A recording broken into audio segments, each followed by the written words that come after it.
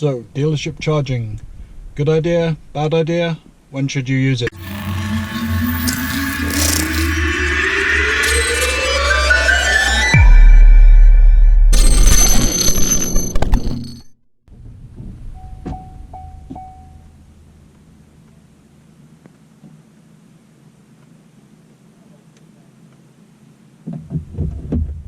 This video, or at least the major parts of it, will take place at up in Maine, actually, at Big Moose Harley Davidson, where I did actually get a successful charge. But just an intro here at our local dealership, Myrack Chevrolet, who actually, it looks like, need to fix their dealership charger, because that is a couple of failed isolation tests on this one.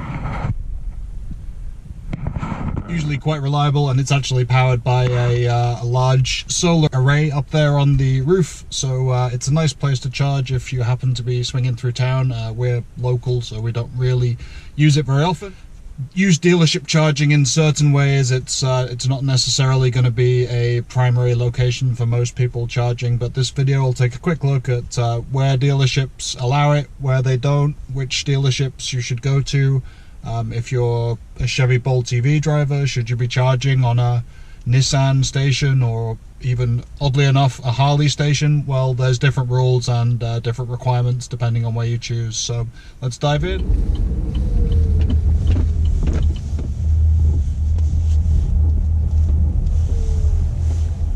So whilst I'm here for a quick juice up at Big Moose Harley Davidson in Portland, Maine. Dealership charging, it's a video I thought about making a few times. You wouldn't choose this as your primary charging location if you could help it. It's a backup option at dealerships, at least with Chevy and these ones and the BMW units, because they're limited to their 25 kilowatt units, and they don't typically max out much more than 20 kilowatts into the car itself. I'm getting 19 kilowatts right now, for example.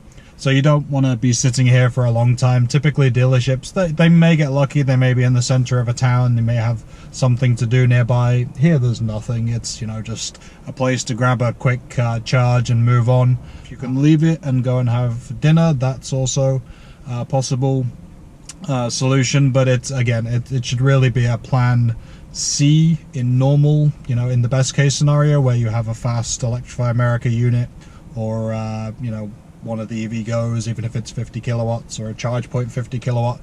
Those are your first ports of call, and then plan C is one of these where you'll still get a much faster charge than a level 2, but it's half the speed essentially of a faster Electrify America EV Go or charge point unit. It's the saving grace, of course, is it's typically free. Certainly at a lot of the Chevy dealerships, I don't think we've ever paid for a charge. I have read some that want you to go inside and pay, you know, $10–15 regardless of how long you're using it, which, again, it's, you know, depending on the brand. There's a lot of this gets into the sticky area of, should only the brand's vehicles be allowed to charge there? Should they allow the brand's vehicles to charge for free, but other brands to pay a fee?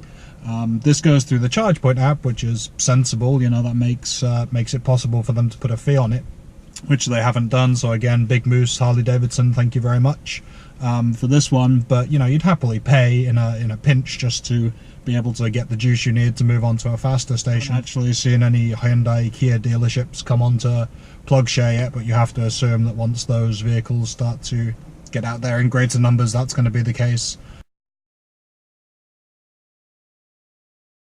So one other thing to quickly cover with relation to dealership charging is Nissan dealerships.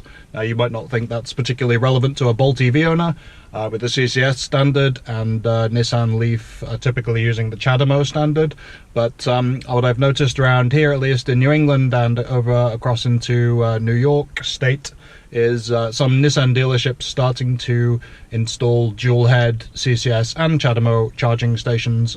Even better, they're 50 kilowatts, so that would actually be the best option in terms of dealers who are offering charging. Obviously, you run into the same question mark of, can non-Nissan brand drivers go to these stations? Well, they're offering CCS, so that would seem to suggest yes, they could want to check out other models whilst they're charging their CCS model. Maybe they look at a Leaf. It's not going to happen to me with the lack of active cooling and you know, the general kind of laggard status that Nissan has now with the second generation Leaf.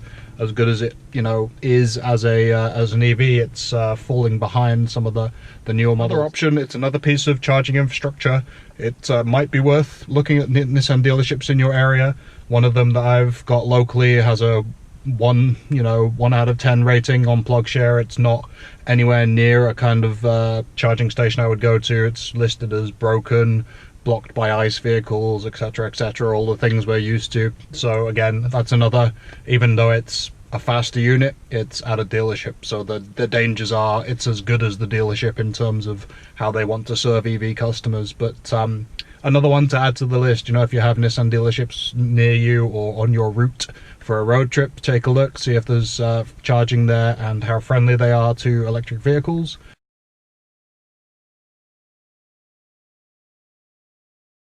So yeah, I mean, it's, you know, dealership charging is exactly what it says. It tends to be in the middle of somewhere you wouldn't want to linger too long, so that doesn't help.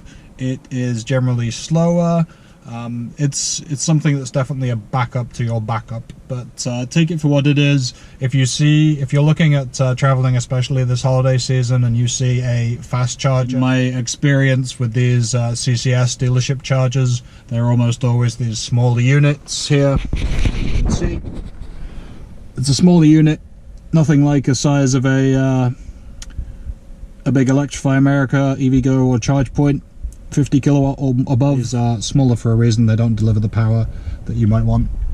So I'm going to unplug here. Don't really need any more, just enough to boost us on. But there you go, 19 kilowatts.